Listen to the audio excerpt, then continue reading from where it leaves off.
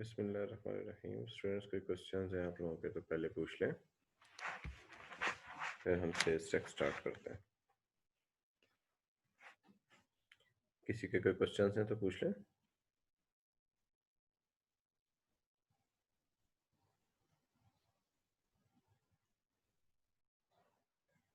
Okay. Sales tax sales tax जो है ना, ये एक इनडायरेक्ट टैक्सेशन का तरीकाकार है। इनकम टैक्स में तो आपने पढ़ा कि भाई एक शख्स की आमदनी है और जिसकी आमदनी है वो उस आमदनी का हिसाब करता है मुख्तलिफ सोर्सेज ऑफ इनकम के तहत, और उसके ऊपर उसे टैक्स देना पड़ता है। सेल्स टैक्स एक तरह से जो शख्स एक्सपेंडिचर करता है, खर्चा करता है, उसे सेल्स टैक्स देना पड़ता है। मसलन मैं एसी खरीदता हूँ, एसी के ऊपर सेल्स टैक्स होता है, तो जाहिर सी बात है अगर मैं एक एसी खरीदूंगा तो एक एसी का सेल्स टैक्स दूंगा, दो खरीदूंगा तो दो का सेल्स टैक्स दूंगा, तीन खरीदूंगा तीन का सेल्स टैक्स दूंगा। तो ये आप कह सकते हैं कि ये एक्सपेंडिचर बेस्ड टैक्सेशन है, और ये लोगों की जेब से टैक्स निकलवाने का एक इनडायरेक्ट तरीकाकार है। सेल्स टैक्स में जो सेलर ऑफ गुड्स होता है या प्रोवाइडर ऑफ सर्विस होता है, उसका काम ये होता है कि वो गुड्स की कीमत के साथ सेल्स टैक्स भी चार्ज करे बायर से।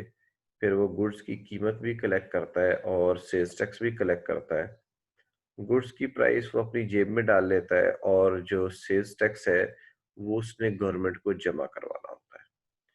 यानी पैसे तो बायर से लेने हैं, लेकिन गवर्नमेंट को वो पैसे देने की रिस्पॉन्सिबिलिटी सेलर की है। अगर सेलर ने वो पैसे नहीं लिए, सेलर ने वो पैसे कम लिए, तो उसका जिम्मेदार सेलर होगा। गवर्नमेंट बायर को जाके नहीं पकड़ती, बल्कि गवर्नमेंट सेलर को पकड़ती है कि भाई आपका काम था ये पैसे कलेक्ट करना, तो आपने ये पैसे कलेक्ट करके गवर्नमेंट को जमा क्यों नहीं करवाए। तो ये इंटरेस्टिंग है कि अल्टीमेटली जेब से तो सेलर की निकलने हैं, लेकिन कलेक्शन करके गवर्नमेंट को देने की जिम्मेदारी सेलर की है। तो सेलर आउटपुट टैक्स चार्ज करता है, चार्ज करके लोगों से कलेक्ट करता है, कलेक्ट करके फिर गवर्नमेंट ऑफ पाकिस्तान को जमा करवाता है। इसकी एक मिसाल जो है, जो आप सब लोगों के ऊपर भी आती है, वो है टेलीकॉम कंपनीज, जो आपके मोबाइल के बैलेंस के ऊपर चार्जिंग होती है। जब आप मोबाइल का बैलेंस चार्ज करते हैं तो उसमें मुख्तलिफ किस्म के टैक्सेस होते हैं, और आपको 100 रुपए की बजाय 70 रुपए, 75 रुपए या 80 रुपए मिलते हैं। तो उसमें एक इनकम टैक्स होता है, और दूसरा जो है ना, वो federal excise duty in the mode of sales tax होती है। ठीक है। तो क्या होता है कि टेलीकॉम कंपनीज आपसे जो पैसे लेती है, वो 100 रुपए लेती है, तो उसमें से 80 रुपए टेलीकॉम कंपनी के होते हैं, बाकी 20 रुपए गवर्नमेंट ऑफ पाकिस्तान को जाते हैं।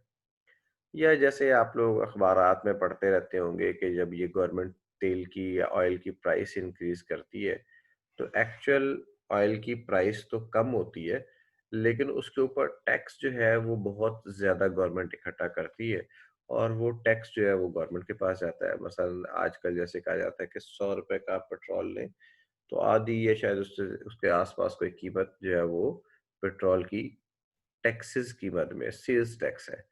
वो पेट्रोलियम लेवी के नाम से और सेल्स टैक्स के नाम से उसके ऊपर टैक्स लिया जाता है, और वो पैसा गवर्नमेंट के पास जाता है। इसी तरह आप बुनियादी ज़रूरत की कोई भी चीज़ खरीदें, बुनियादी ज़रूरत की कोई भी चीज़ के अलावा अगर चीज़ खरीदें, मसलन आप आटा खरीदें, तो आटे के ऊपर सेल्स टैक्स नहीं है। ठीक है। इसी तरह आप सब्जियां खरीदें, दालें खरीदें, चावल खरीदें, दूध परचेज करें, अनलेस के वो डब्बे में पैक दूध हो।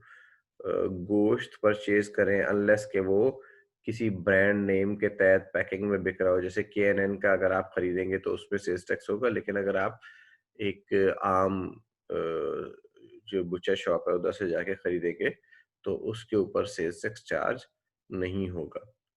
तो जो लोगों की आम बुनियादी ज़रूरत की चंद एक चीज़ें होती हैं, उनके ऊपर सेल्स टैक्स चार्ज नहीं होता। बाकी हर चीज़ जो आप बाज़ार से खरीदते हैं, उसके ऊपर सेल्स टैक्स चार्ज किया जाता है। ठीक है। वो चीज़ें जिनके ऊपर सेल्स टैक्स चार्ज नहीं होता, उसकी लिस्ट एक शेड्यूल है सेल्स टैक्स लॉ के अंदर, 6th शेड्यूल। उसमें उनकी लिस्ट दी गई है, लेकिन वो लिस्ट याद करनी आपके लिए ज़रूरी नहीं है। ये तो सेल्स टैक्स का एक ओवरव्यू था और इसको थोड़ा-सा मज़ीद एक्सप्लेन ज़ाहिर-सी बात है जैसे-जैसे मैं लॉ पढ़ाता जाऊँगा वैसे-वैसे आपको एक्सप्लेन मज़ीद करता जाऊँगा।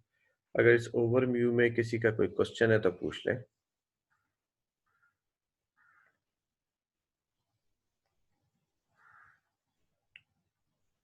कोई क्वेश्चन नहीं, ओके।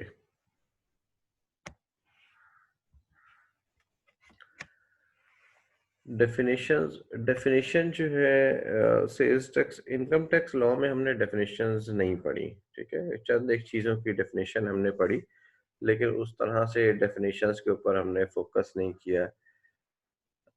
सर 6th शेड्यूल आपने सवाल पूछा कि 6th शेड्यूल में क्या मेंशन है?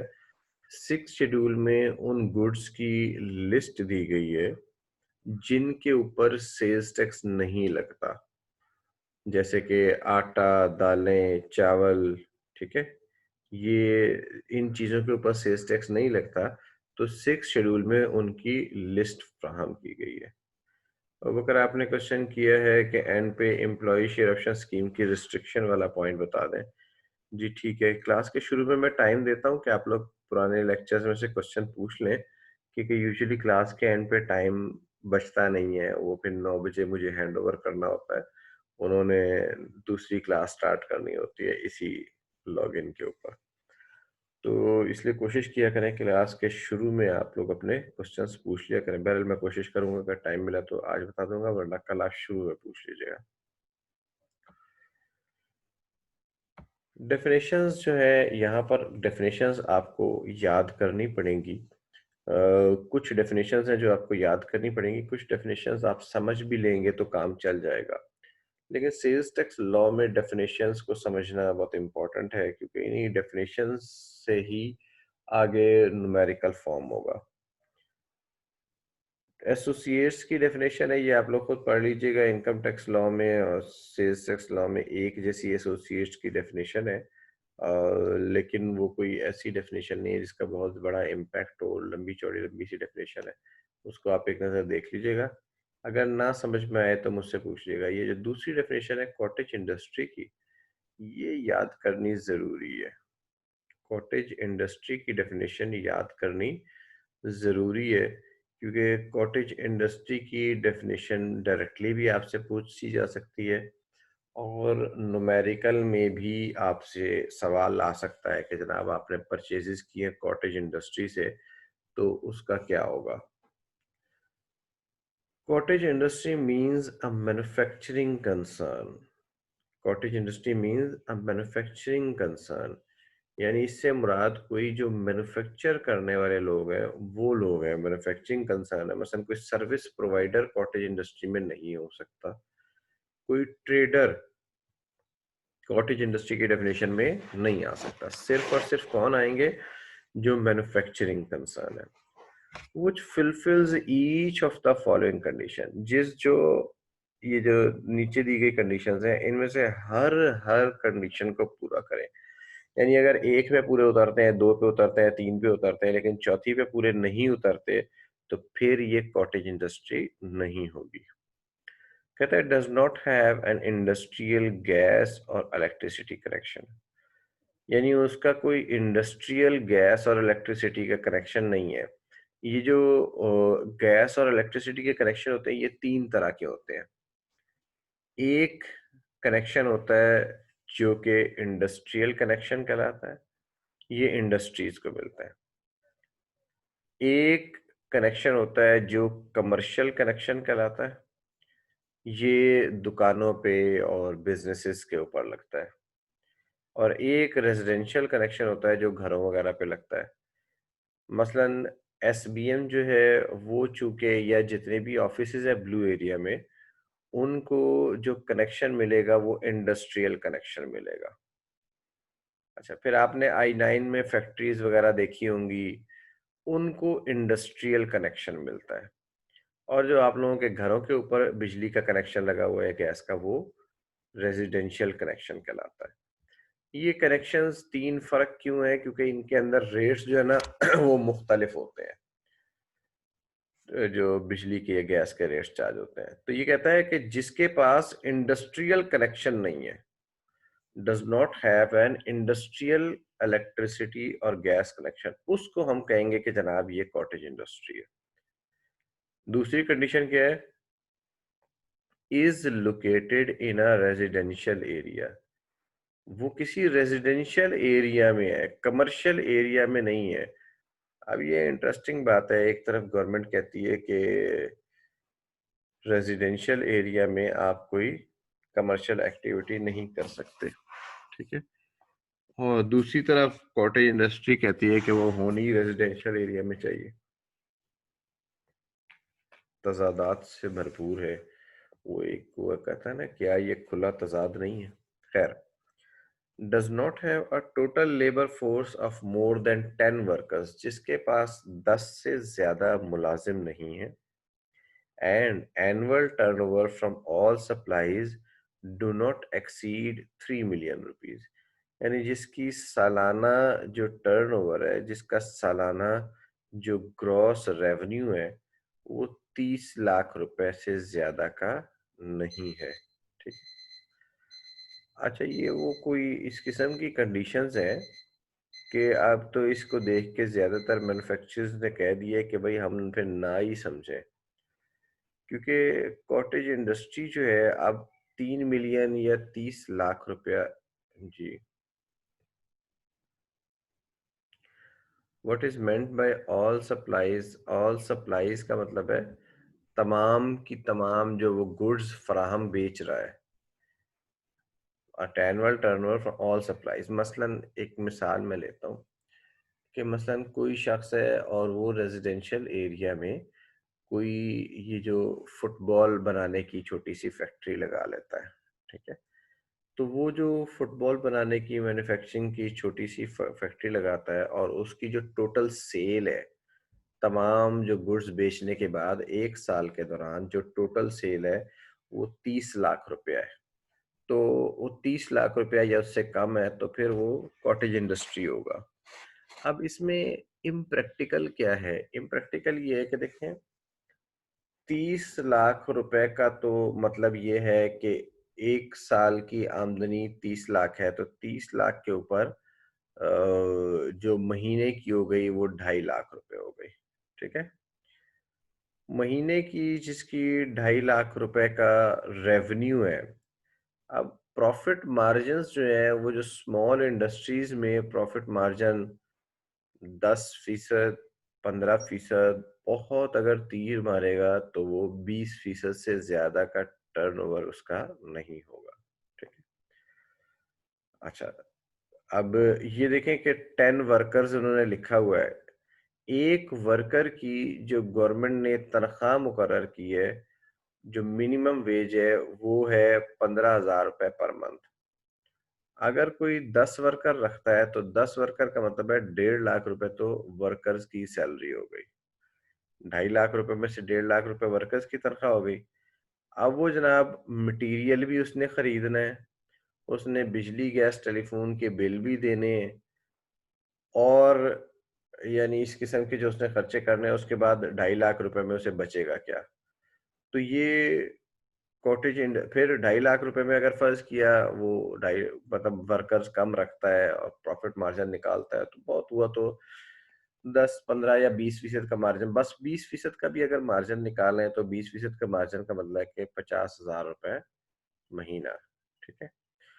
तो एक छोटा सा मैन्युफैक्चरिंग यूनिट जो है, अगर वो 50,000 रुपए महीना कमाने वाला यूनिट है, तो ये तो आजकल के दौर में तो 50,000 पर मंथ जो है वो बहुत मिनिमम आमदनी है। बहुत ही लोग आमदनी है जो शायद जो छोटे मोटे ये टॉफियाँ शॉफियाँ बना के बेचते हैं और वो लच्छे वच्छे बना के बेच रहे होते हैं, वो इस किस्म की कोई छोटी मोटी आमदनी जो है वो कॉटेज इंडस्ट्री में आ जाए। अदरवाइज ये डेफिनेशन है बिल्कुल बेकार डेफिनेशन है। कॉटेज इंडस्ट्री होने का फायदा क्या है? कॉटेज इंडस्ट्री होने का फायदा ये है कि supplies by cottage industry are exempt from sales tax. Under serial number 3 of table 2 of 6 schedule of sales tax act 1990। अगर आप खुशकिस्मती से कॉटेज खुद का पता नहीं है खुशकिस्मती है बदकिस्मती है कि आप कॉटेज इंडस्ट्री की डेफिनेशन में फॉल कर जाएं, तो फिर आपकी आमदनी सेल्स टैक्स से एग्जेम्प्ट हो जाती है। यानी आपने जब आपने चार्जिंग करनी है, ग्राहक को वो जो चीज़ बेचनी है उसके ऊपर सेल्स टैक्स चार्ज करने की ज़रूरत नहीं है। तो कॉटेज इंडस्ट्री में जो भी अशिया आप बनाकर बेचेंगे, those will remain exempt from sales tax. Input tax. Input tax क्या होता है कि जो शख्स गुड्स खरीदता है, जो शख्स गुड्स खरीदता है, मैंने आपको कहा था कि उन गुड्स के ऊपर जो सप्लायर है वो सेल्स टैक्स चार्ज करता है। जो सप्लायर गुड्स बेचता है वो सेल्स टैक्स चार्ज होता है, और जो बायर गुड्स खरीदता है उसके ऊपर सेल्स टैक्स चार्ज किया जाता है। यानी बायर को फर्ज किया अगर 100 रुपए की गुड्स खरीदता है तो उसे 117 रुपए देने पड़ते हैं, उसके ऊपर 17 रुपए का सेल्स टैक्स चार्ज होता है। तो वो जो सेल्स टैक्स चार्ज किया जाता है, जो सेल्स टैक्स बायर के लिए वो सेल्स टैक्स कहलाता है इनपुट टैक्स। बायर के लिए वो सेल्स टैक्स क्या कहलाता है? इनपुट टैक्स कहलाता है। सेलर के लिए अभी आप आगे जाके पढ़ेंगे कि जो सेलर सेल्स टैक्स चार्ज करता है, सेलर कहता है कि ये आउटपुट टैक्स है, यानी ये मैंने चार्ज किया, आउट किया, बाहर किया, तो आउटपुट टैक्स सेलर के लिए वही सेल्स टैक्स आउटपुट टैक्स कहलाता है, और बायर के लिए वही सेल्स टैक्स इनपुट टैक्स कहलाता है। मसलन सेलर ने एक सोफा बेचा, 1 लाख रुपए का सोफा उसने बेचा, और उसके ऊपर 17% के हिसाब से 17,000 रुपए का सेल्स टैक्स उसने चार्ज किया। तो ये जो 17,000 रुपए है, ये सेलर कहेगा कि मैंने आउटपुट टैक्स चार्ज किया है। यानी सेलर उसे यूजुअली सेल्स टैक्स की बजाय क्या कहता है? मैंने आउटपुट टैक्स चार्ज किया है। और बायर कहता है कि ये मेरे लिए क्या है? इनपुट टैक्स है। अब ये दोनों नाम मुख्तलिफ की वजह क्या है, ये भी आगे जाके जब आप न्यूमेरिकल करेंगे तो उसमें समझ में आ जाएगी। तो इनपुट टैक्स की डेफिनेशन क्या है? Input tax in relation to a registered person means, input tax in relation to a registered person. अब यहाँ पर इनपुट टैक्स किसके लिए है? सिर्फ रजिस्टर्ड पर्सन के लिए। अनरजिस्टर्ड पर्सन के लिए कोई इनपुट टैक्स नहीं है। यानी उसे सेल्स टैक्स चार्ज तो होगा लेकिन वो इनपुट टैक्स नहीं कहलाएगा। उसकी क्या वजह है वो भी आगे जाके मैं न्यूमेरिकल में एक्सप्लेन करता हूँ। Sales tax levied under sales tax act 1990 on supply of goods to the person, that is sales tax on purchases. यानी जो आपने परचेजेस की है उसके ऊपर जो सेल्स टैक्स चार्ज हुआ आपको, वो इनपुट टैक्स कहलाता है। Sales tax levied on import of goods by the person, आप जो गुड्स इंपोर्ट करते हैं उनके ऊपर जो सेल्स टैक्स चार्ज होता है वो भी इनपुट टैक्स है। इसी तरह जो गुड्स या सर्विसेज फेडरल एक्साइज एक्ट 2005 के तहत आप खरीदते हैं, जैसे टेलीकॉम की सर्विसेज है, ये फेडरल एक्साइज एक्ट 2005 के तहत है, उनके ऊपर जो एफईडी चार्ज होती है वो भी सेल्स टैक्स मोड में होती है, यानी वो भी एक तरह से सेल्स टैक्स ही होता है। Provincial sales tax on services. अब यहाँ पर मैं एक थोड़ी सी डिस्टिंक्शन आपको बता दूं। आइन पाकिस्तान का, कॉन्स्टिट्यूशन ऑफ पाकिस्तान के तहत गुड्स के ऊपर सेल्स टैक्स फेडरल गवर्नमेंट लगाती है। कॉन्स्टिट्यूशन ऑफ पाकिस्तान, पाकिस्तान के आइन के तहत गुड्स के ऊपर सेल्स टैक्स फेडरल गवर्नमेंट लगाती है। फेडरल गवर्नमेंट गुड्स का सेल्स टैक्स इकट्ठा करती है। मसलन हमारे पास जो ये भी ऑयल की हम बात करें और जितनी भी गुड्स हैं, उन तमाम के ऊपर, गुड्स के ऊपर जो सेल्स टैक्स चार्ज होता है वो फेडरल गवर्नमेंट उसको रेगुलेट करती है, उसका रेट बताती है। जैसे अभी ऑयल की प्राइस है, या कोई लैपटॉप है, या दालें हैं, चीनी, आटा, चीनी के ऊपर जो सेल्स टैक्स है, ये तमाम इन चीज़ों के ऊपर जो सेल्स टैक्स चार्ज होता है वो कौन चार्ज करता है? वो उसकी उसका लॉ जो है ना, ये जो भी आप सेल्स टैक्स एक्ट 1990 पढ़ रहे हैं उसको ये लॉ फेडरल गवर्नमेंट का लॉ है। ठीक है। जबकि जो गुड्स जो सर्विसेज सॉरी जो सर्विसेज है उनके ऊपर सेल्स टैक्स प्रोविंशियल लॉ के तहत, यानी उनके जो लॉ बनाया जाता है सेल्स टैक्स चार्ज करने का, वो लॉ प्रोविंशियल गवर्नमेंट बनाती है। मसलन हम जो ऑडिट की सर्विसेज हैं, ठीक है, इसी तरह और जो मुख्तलिफ किस्म की सर्विसेज हैं, उन तमाम सर्विसेज के ऊपर जो सेल्स टैक्स चार्ज होता है वो प्रोविंशियल लॉ के तहत होता है। गुड्स के ऊपर सेल्स टैक्स चार्ज होता है फेडरल लॉ के तहत, यानी सेल्स टैक्स एक्ट 1990 के तहत, जो आपके कोर्स का हिस्सा है। और सर्विसेज के ऊपर सेल्स टैक्स चार्ज होता है प्रोविंशियल सेल्स टैक्स लॉ के तहत, जो आपके कोर्स का हिस्सा नहीं है, जो आप लोग मॉड्यूल एफ में इंशाल्लाह पढ़ेंगे।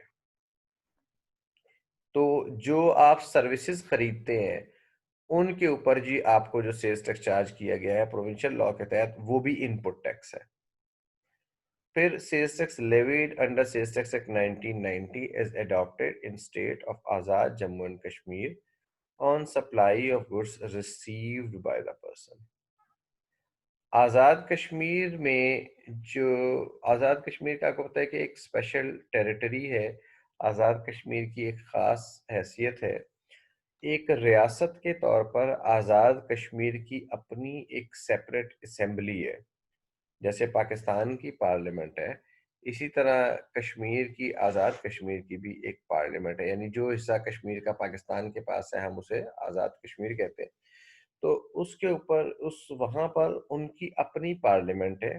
वो गवर्नमेंट ऑफ पाकिस्तान या हमारी पार्लियामेंट का कानून वहाँ पे नहीं चलता। इसी तरह उनके अपने इनकम टैक्स के और सेल्स टैक्स के लॉज है। वो पाकिस्तान का कोई सूबा नहीं है। जो पाकिस्तान का कॉन्स्टिट्यूशन है उसमें आज़ाद कश्मीर की एक खुसूसी हैसियत है, और वो एक आज़ाद रियासत की तरह है, जो कि पाकिस्तान के साथ एक समझे कि एक नेटवर्किंग टाइप का अरेंजमेंट के तौर पर है। तो उसमें जो आज़ाद रियासत है वहाँ पर ज़ाहिर सी बात है उन्होंने जब अपने कवानीन बनाए हैं तो टैक्स के भी उन्होंने अपने कवानीन हैं। लेकिन यूजुअली क्या होता है कि आज़ाद कश्मीर जो है उसने अपना सेल्स टैक्स का अलग लॉ नहीं बनाया या इनकम टैक्स का अलग लॉ नहीं बनाया। उन्होंने क्या किया, उन्होंने पाकिस्तान के ही लॉ को अडॉप्ट कर लिया, ठीक है, ताकि उनके लोगों के लिए और पाकिस्तान के लोगों के लिए, क्योंकि कश्मीर में सच आना जाना, आपकी ट्रांजैक्शंस ट्रेड वो सारा कुछ एजेके के साथ ऐसे ही है जैसे पाकिस्तान के किसी और सूबे के साथ या पाकिस्तान के किसी और टेरिटरी के साथ। आप एजेके में जाते भी हैं, सैर भी करते हैं, वापस भी आते हैं। इसी तरह पाकिस्तान की जितनी कंपनी मुख्तलिफ कंपनीज हैं वो जेके में सर्विसेज भी देती हैं, गुड्स भी देती हैं, वहाँ से भी सर्विसेज और गुड्स पाकिस्तान में आती हैं। तो इसलिए उन्होंने भी वही लॉ अडॉप्ट कर लिया जो पाकिस्तान का लॉ है, ताकि इन दोनों लॉज के अंदर आपस में कोई इख्तलाफ नहीं होगा, तो फिर इन दोनों लॉज की आपस में इम्प्लीमेंटेशन जो है वो आसान हो जाएगी। तो आज़ाद कश्मीर में भी जो सेल्स टैक्स एक्ट 1990 है वो वहाँ की असेंबली ने कानून पास किया कि भाई इसको भी हम एज इट इज अडॉप्ट कर लेते हैं। तो अगर इसलिए इससे ये हुआ कि अब अगर फर्ज किया आप कोई गुड्स खरीदते हैं और वो एजेके से आपने खरीदी है, तो एज ए बायर अगर कोई आपको एजेके से सेल्स टैक्स चार्ज किया गया तो वो भी आपके लिए इनपुट टैक्स है। इसी तरह जब आप एजेके में सप्लाई करेंगे तो वो आपके लिए आउटपुट टैक्स हो जाएगा। तो ये है इनपुट टैक्स की definition.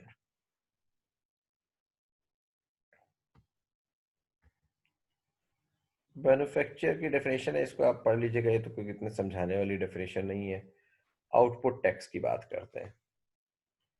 Output tax in relation to a registered person means tax levied under this act on a supply of goods made by the person। अब ये ऑपोजिट है, यानी इनपुट टैक्स की डेफिनेशन का ऑपोजिट है कि जो चीजें, इसको आसानी के लिए बस आप ये ज़हन में रख लें कि जो बायर के लिए इनपुट टैक्स है वो सेलर के लिए आउटपुट टैक्स है, और कोई बात इसमें डेफिनेशन में ऐसी नहीं है। प्रोविंशियल सेल्स टैक्स, ये अब जो है ना काफी पुरानी बात हो गई, इसको खैर इतना खास पढ़ने की जरूरत नहीं है। आप बस ध्यान में रख लें कि प्रोविंशियल सेल्स टैक्स मैं आपको बता चुका हूँ, पिछली इनपुट टैक्स में मैंने आपको एक्सप्लेन कर दिया प्रोविंशियल सेल्स टैक्स क्या होता है। सप्लाई, ये इंपॉर्टेंट डेफिनेशन है सप्लाई ऑफ गुड्स की डेफिनेशन। सप्लाई क्या है? क्योंकि सेल्स टैक्स लगता किसके ऊपर है? सप्लाई के ऊपर।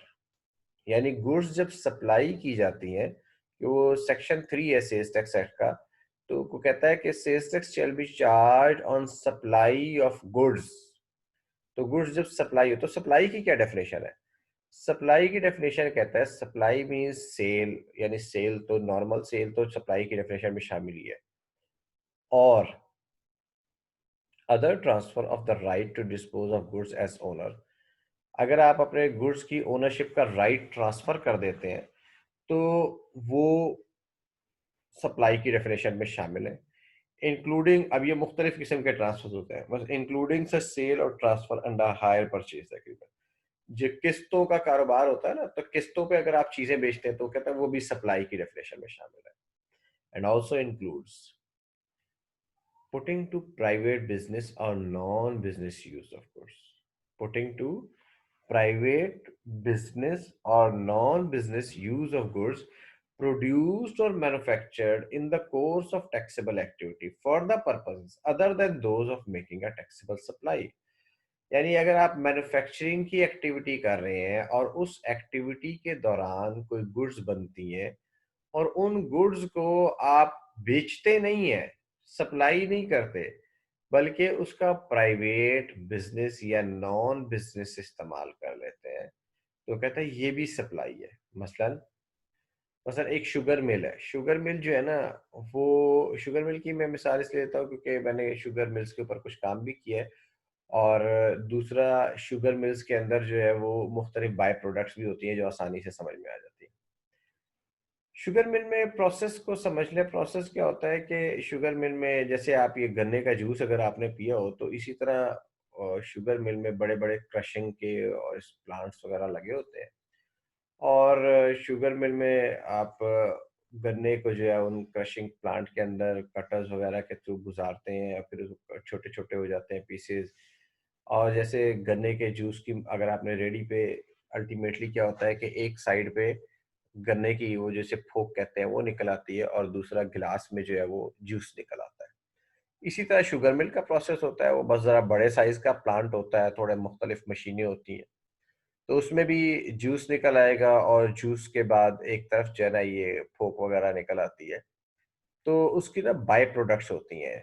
ठीक है, अब ये जूस तो एक मेन प्रोडक्ट है ना, इस जूस से क्या होता है कि फिर इस जूस को क्रिस्टल्स में कन्वर्ट किया जाता है, इसको सॉलिड में कन्वर्ट किया जाता है, और उससे आपके पास वो क्रिस्टलाइन शुगर मिल अब बन जाती है। ब्राउन शुगर बना लें, व्हाइट शुगर बना लें, तो वो तो आपकी मेन प्रोडक्ट हो गई। लेकिन ये जो शुगर मिल के अंदर जो प्रोसेस होता है, इसमें जैसे वो रेडी पे उसकी जो गन्ने के थोड़ा सा वो फोक निकल आती है, इसी तरह से वहां पर दो तीन प्रोडक्ट्स निकलती हैं, जिनमें जिसको बगास कहते हैं, उसमें मोलेसेस निकलती है।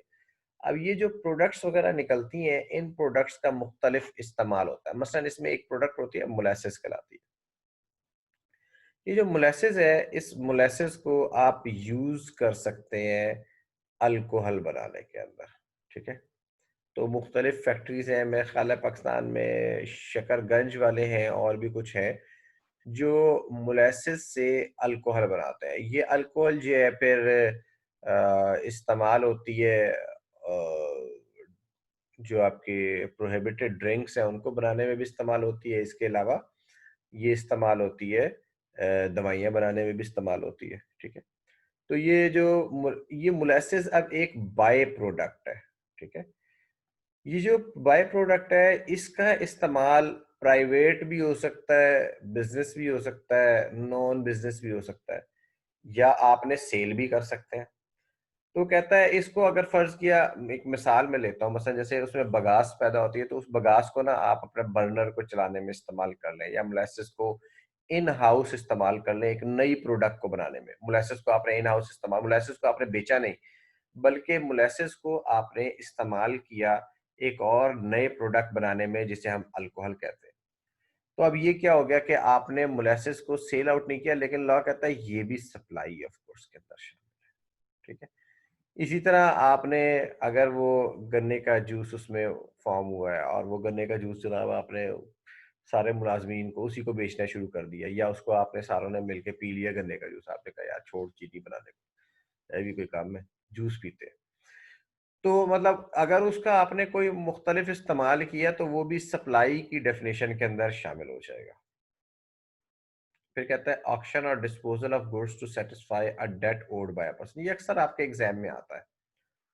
ये क्या चीज है कि आपने अगर गुड्स नीलामी में बेची, ठीक है, और उसका, या आपने गुड्स जो है वो अपने किसी कर्जे के बस, मसलन आपने किसी से लोन लिया हुआ था, अब वो लोन वो कहता है भाई आपने फर्ज किया किसी से 10 लाख रुपए का लोन लिया, ठीक है, आप रजिस्टर्ड पर्सन है, ये सिर्फ रजिस्टर्ड पर्सन की बात हो रही है। अनरजिस्टर्ड पर्सन तो गुड्स बगैर सेल्स टैक्स चार्ज की बेच सकता है, या जिसकी कारोबार नहीं है ये सेल्स टैक्स का, वो बगैर उसके भी बेच सकता है। अब आप रजिस्टर्ड पर्सन है, तो एज ए रजिस्टर्ड पर्सन आपने क्या किया, आपने फर्ज किया आपने कोई कर्जा लिया था, अब वो कर्जे के पैसे नहीं है आपके पास देने के लिए, आपने कहा यार ये माल पड़ा है ये उठा के ले जाओ, या ये सामान पड़ा है ये उठा के ले जाओ।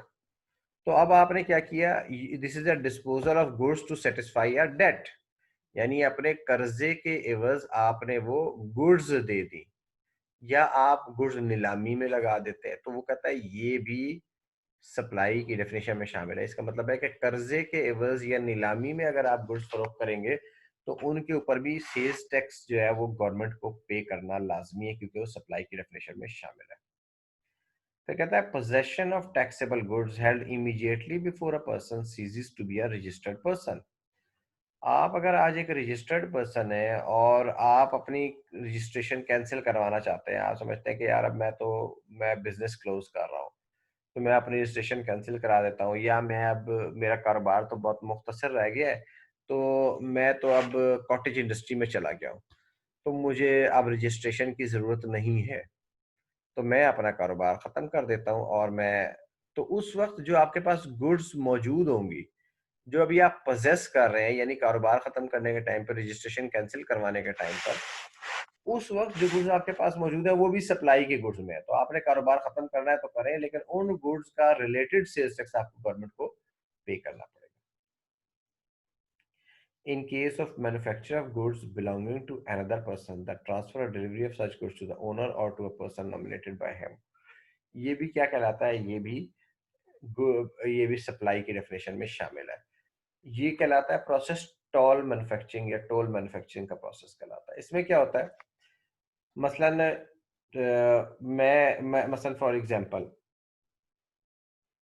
मैं एक जे डॉट का safe for the sake of argument brand है, ठीक है, मैं एक मिसाल ले रहा हूँ, एग्जैक्ट ये एग्जांपल नहीं है, ये मैं वैसे ही आप लोगों को एक्सप्लेन करने के लिए एक एग्जांपल ले रहा हूँ, ठीक है, अदरवाइज एक्चुअल मुझे बिजनेस मॉडल का उनका नहीं पता।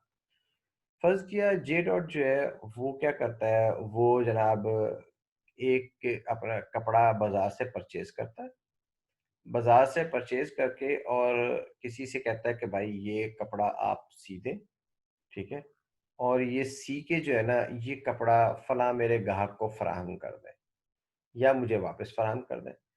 तो ये जो बंदा जो मैन्युफैक्चर कर रहा है, जो बना रहा है उनके बिहाफ पे, अब ये लेकिन इस, हाँ इसको भी चले, ये जो बंदा मैन्युफैक्चरिंग कर रहा है यानी उसकी स्टिचिंग, आप उसने तो जीरोटे कपड़ा फराम किया ना, वो क्या करता है उस कपड़े को काटता है, उसकी स्टिचिंग करता है, उसके उसके जो है वो ड्रेसेस जो है रेडीमेड ड्रेसेस तैयार करता है, ठीक है।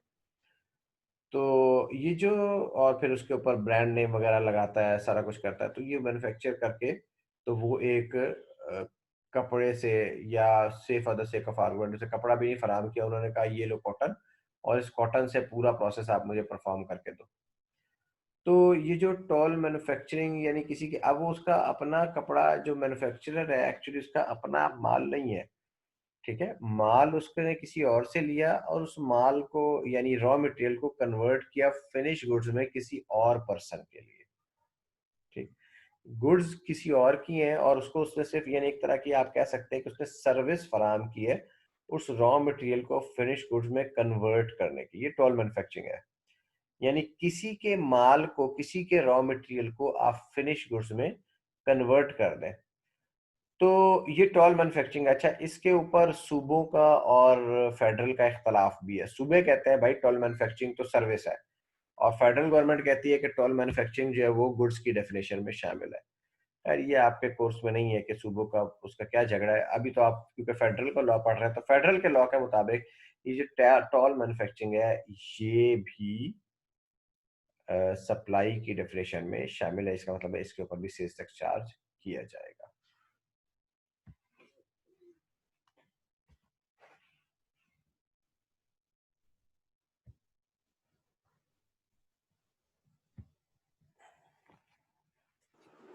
जी क्वेश्चन पूछे।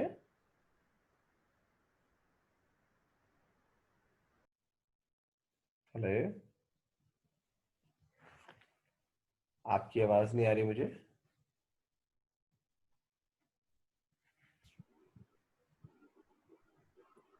सर आ आप रही है आवाज? अब आ रही है। सर मैं पूछ रही थी कि इसके अंदर सप्लाई क्या होगी सर, जिसने स्टिच किया है वो जब दोबारा सप्लाई करेगा बैक टू जे डॉट या इन द मार्केट, हाँ तो वो सप्लाई कंसिडर होगी?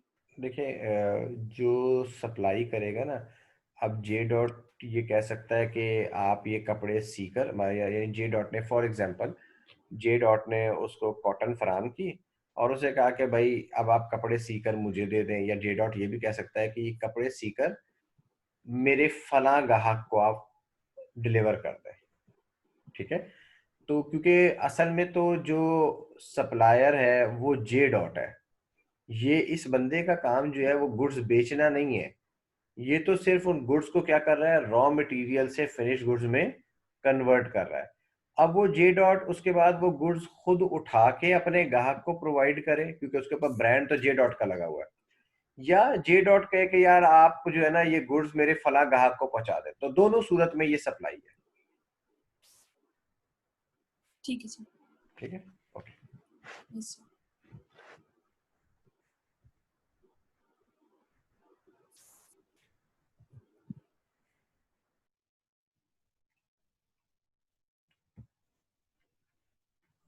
जी सलमान क्वेश्चन पूछें। जी सर। सर ये तो इसमें टैक्स की ट्रीटमेंट क्या होगी सर, ये मुझे समझ नहीं आ रही कि जो मेन सप्लायर है वो इस केस में अब जे डॉट है, तो सर वो टैक्स तो वो पे करेगा ना, और जो उसके लिए कपड़े बना रहे हैं उसका तो कुछ उसमें से लेना देना नहीं है ना, कि नहीं? हाँ ये इस तरह से है ना, मसल फॉर एग्जांपल देखिए, अब जो कपड़े बना रहा है वो कपड़े बनाने के पैसे चार्ज करेगा ना जे डॉट को। Muscle for example J dot तो आगे सूट बेचता है जी तीन सर। हजार रुपए का। ठीक है। ये जो जे डॉट को सूट बना के दे रहा है ये भी तो अपनी प्राइस चार्ज करेगा ना, हजार सही। रुपए या 1500 रुपए। तो ये अपनी प्राइस के ऊपर जे डॉट को सेल्स टैक्स चार्ज करेगा 1500 रुपए के ऊपर। फिर जे डॉट जो है क्या करेगा, जे डॉट को, जे डॉट की कॉस्ट है ना ये, जे डॉट ने जी पंद्रह सर। सौ रुपए का सूट बनवाया, 500 रुपए का उसने जनाब कॉटन खरीदी थी, टोटल 2000 रुपए उसके अपनी कॉस्ट हो गई। फिर इसको सेल्स टैक्स चार्ज किया गया। तो जे डॉट इसके ऊपर अपना मार्जिन बिल्ड करके आपको 3000 रुपए का बेचता है। वो उस तीन हजार सही। रुपए के ऊपर सेल्स टैक्स चार्ज करता है। तो जो सप्लाई अच्छा। चेन होती है ना, उस सप्लाई चेन में हर जो सप्लायर है वो अपनी जो वैल्यू चार्ज करता है उस वैल्यू के ऊपर सेल्स टैक्स चार्ज करता है। मसलन एक मैं मिसाल लेता हूँ, ये मिसाल एग्जैक्टली करेक्ट नहीं है इसलिए कि सप्लाई चेन में जो फार्मर है ना, जो किसान है, वो सेल्स टैक्स चार्ज नहीं करता। लेकिन मैं सही। आपको आसानी के लिए एक्सप्लेन कर रहा हूँ। ठीक है। अब हुआ ये कि जनाब सबसे पहले क्या होता है कि आपका जो किसान है वो फर्ज किया कॉटन प्रोड्यूस करता है। ठीक है। हम्म। जब किसान सही। कॉटन प्रोड्यूस करता है तो वो कॉटन किसको बेचेगा, वो कॉटन बेचेगा जिनिंग फैक्ट्री को। जिनिंग फैक्ट्री क्या होती सही। है, जिनिंग फैक्ट्री कॉटन खरीदती है, कपास खरीदती है। फिर वो कपास जो है ना सही। उसमें से उसको साफ करती है, उसमें से बीज वगैरह और ये उसमें एक वो बनौला होता है वो जिसे कहते हैं, और वो उसको अलग करती है बीज को, और बाकी जो हम्म। साफ कॉटन है उसको अलग करती है। तो किसान क्या करेगा, एज पर लॉ वैसे उसे सेल्स टैक्स चार्ज नहीं करना, एग्जाम्प्ट है, लेकिन आप सिर्फ मिसाल के लिए समझ लें कि किसान ने फर्ज किया 100 रुपए की कपास बेची, तो किसान उस 100 रुपए के ऊपर सही। 17 रुपए का सेल्स टैक्स चार्ज कर देगा। अब किसान 117 रुपए लेगा जिनिंग फैक्ट्री से, 100 रुपए अपनी जेब में रखेगा और 17 रुपए जो है ना वो गवर्नमेंट ऑफ पाकिस्तान को देगा, भाई ये मैंने सेल्स टैक्स इकट्ठा किया। ठीक है। सही। अब जिनिंग फैक्ट्री क्या करेगी, ये मैं बल्कि एक लिखता हूँ इसके ऊपर। ठीक है। सही। सही। स्लाइड के ऊपर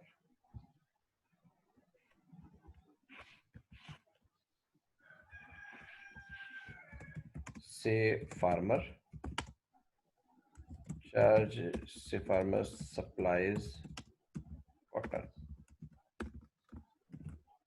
ठीक है। प्राइस उसकी है से 100 रुपये,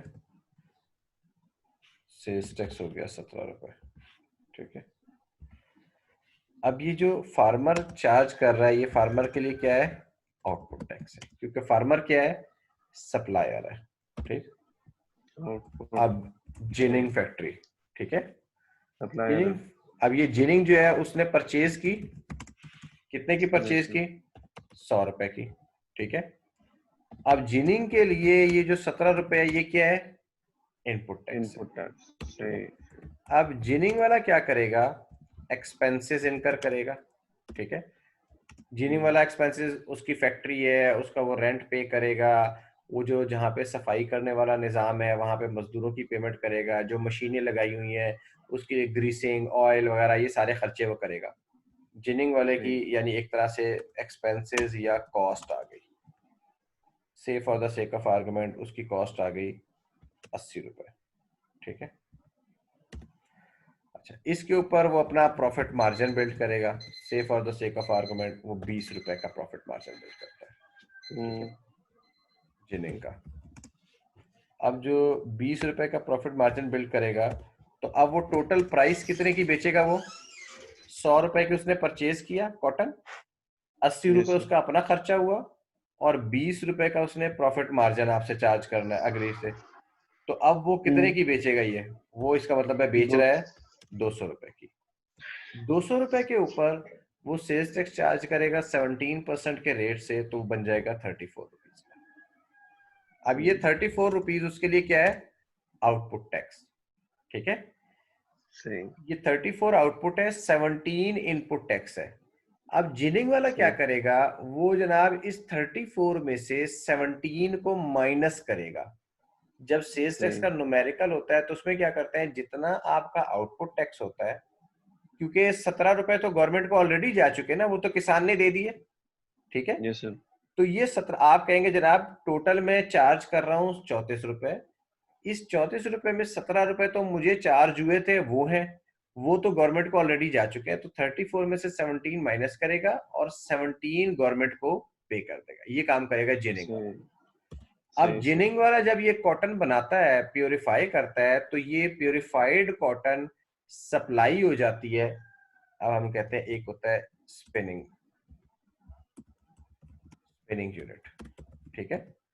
स्पिनिंग यूनिट अब परचेज की उसने कॉटन, ठीक है, तो उसने 200 की कॉटन परचेज की। अब ये जो 35 इसको चार्ज हुआ, क्योंकि जिनिंग वाले ने उसे बेचा 234 रुपए का, जिनिंग वाले ने कहा भाई 200 मेरे, 34 का सेल्स टैक्स है, तो स्पिनिंग वाले के लिए 34 क्या बन गया? इनपुट टैक्स बन गया। स्पिनिंग वाला क्या करेगा? स्पिनिंग यूनिट वाला इस कॉटन से यार्न बनाएगा, धागा बनाएगा, ठीक है। तो वो इस कॉटन से यार्न जब बनाएगा, धागा बनाएगा, तो धागा बनाते हुए उसकी भी कॉस्ट इनकर होगी। से वो कॉस्ट इनकर करता है 80 रुपीज की, क्योंकि उसकी भी मशीनें हैं, उसके भी मजदूर हैं, केमिकल परचेज करेगा, 80 रुपीज की वो कॉस्ट इनकर करेगा। इस कॉस्ट के ऊपर वो अपना प्रॉफिट बिल्ड करेगा, अब ये फर्ज किया 20 रुपीज का इसने भी प्रॉफिट बिल्ड किया। अब ये टोटल सेल प्राइस कितने की हो गई इसकी? ये अब 300 रुपए का। ये स्पिनिंग वाला क्या करेगा? ये यार्न जो धागा बनाता है, ये 300 रुपए का बेच देगा, इसके ऊपर वो सेल्स टैक्स चार्ज करेगा 17 रुपीज के हिसाब से। ये आउटपुट टैक्स इसका कितना हो गया? 51 रुपीज, ठीक है। ये अब 51 रुपीज में से ये कहेगा जनाब मेरा इनपुट है 34 का, क्योंकि ये 34 तो गवर्नमेंट को पहले ही जाके 17 रुपए फार्मर ने दे दिए, 17 रुपए जिनिंग वाले ने दे दिए। तो अब ये गवर्नमेंट को 51 में से 34 माइनस करेगा और 17 गवर्नमेंट को पे कर देगा, टोटल गवर्नमेंट के पास 51 चलेगा। अब जो स्पिनिंग यूनिट है वो आगे बेच देता है, फर्ज किया, अब उसमें मुख्तलिफ यूनिट्स आते हैं, मैं अब एक एग्जांपल लेता हूं कि अब वो उसने कंपोजिट यूनिट को बेच दिया, ठीक है।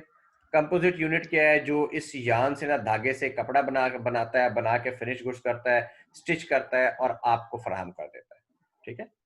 अब कंपोजिट यूनिट के लिए जो परचेज प्राइस है वो कितनी है? 300 रुपए। तो इसके लिए ये 51 क्या हो गया? इनपुट टैक्स हो गया। अब कंपोजिट यूनिट वाला क्या कहता है? उसकी भी कॉस्ट है। सॉरी, कंपोजिट यूनिट वाला भी जाहिर सी बात है कॉस्ट इनकर करता है। से for the sake of argument ये 160 की कॉस्ट इनकर करता है। ये जनाब उसकी वीविंग भी करता है, उसकी कलरिंग भी करता है, उसकी स्टिचिंग भी करता है, उसकी डाइंग भी करता है और उसके बाद उसको फिनिश प्रोडक्ट के तौर पर आगे ग्राहक को बेच देता है। ये कॉस्ट इनकर की उसने। इस कॉस्ट के ऊपर उसने अपना प्रॉफिट बिल्ड किया। उसने कहा भाई इतना मैंने कॉस्ट इनकर की है तो 40 रुपए का प्रॉफिट बिल्ड किया। तो 40 रुपए का प्रॉफिट बिल्ड किया। तो टोटल सेल प्राइस यानी अब आपको जो वो फर्ज किया ये जो प्रोडक्ट मिल रही है ये कितने की मिल रही है? 500 रुपए की। इस 500 रुपए के ऊपर वो जो सेल्स टैक्स चार्ज करेगा 17% के हिसाब से, तो ये बन जाएगा 68 प्लस 17 85 रुपीज का।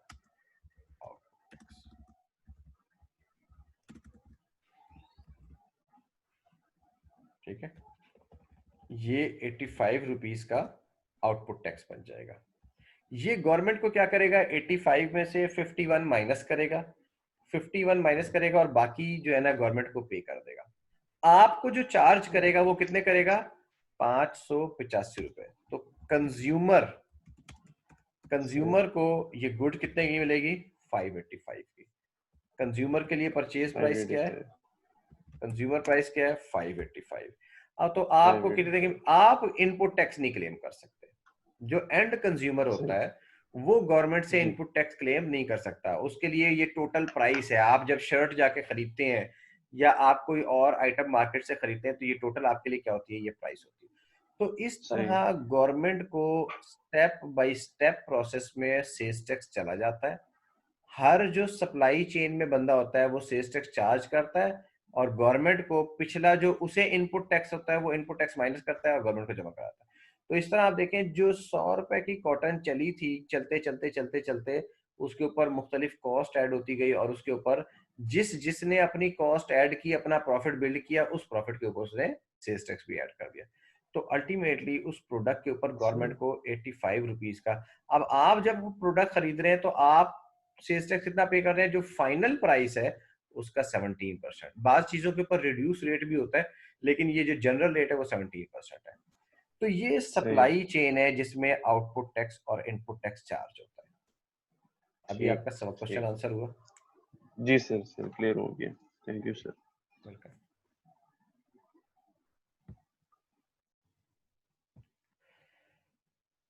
तो ये सप्लाई चेन है जिसमें सेल्स टैक्स की चार्जिंग होगी और इस तरह से हर सप्लाई के ऊपर सेल्स टैक्स चार्ज होता जाएगा। इस चार्ज करने वाले के लिए आउटपुट टैक्स हो जाएगा, रेसिपिएंट ऑफ गुड्स के लिए वो इनपुट टैक्स हो जाएगा।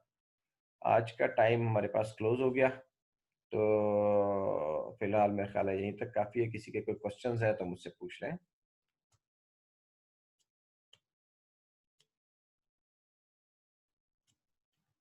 कोई क्वेश्चंस नहीं है? ओके, तो कल इंशाल्लाह ताला मुलाकात होगी। Thank you very much. Allah Hafiz.